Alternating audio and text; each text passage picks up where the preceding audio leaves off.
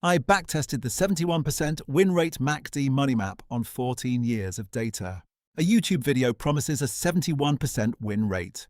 I built the system exactly as described and ran it over 14 years of data. The number I measured in a second, but more importantly, the process to check any system off the internet yourself before you believe it. Without that, you're stuck trusting someone else's screenshot. 3 pillars: trend with the zero line as a direction filter, reversal with divergence and the histogram, and confirmation with a 3-time frame stack. Plus a distance rule and a 2R target. It sounds coherent, which is why it's a candidate for a test, not for faith.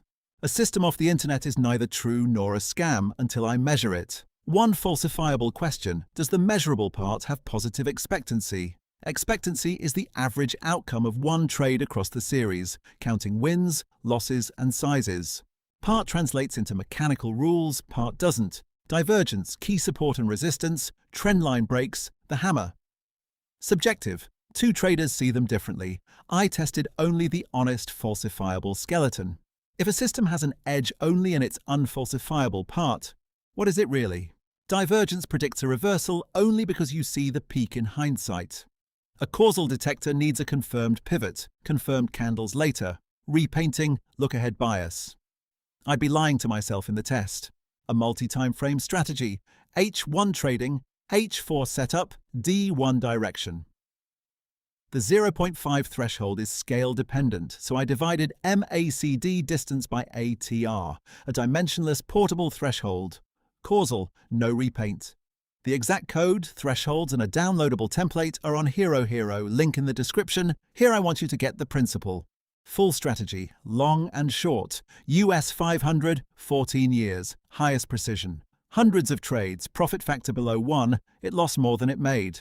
Equity declines monotonically from the start. At higher precision, it got worse. The reverse of systems that look good only due to optimistic fills. The most uncomfortable detail: the long side alone should have a tailwind in a 14-year uptrend, and it still lost.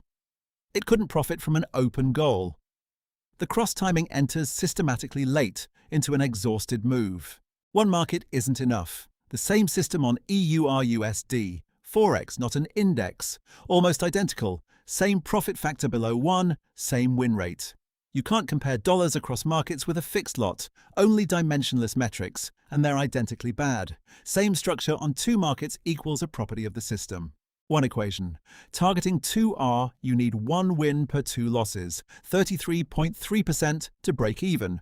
The system delivered around 29 on both. Below the threshold means negative expectancy by arithmetic, a tool in itself. Before you believe any 2R system, compute its break-even win rate. How can the author have 71%? This month. A handful of trades picked because they worked. From a handful, you learn nothing.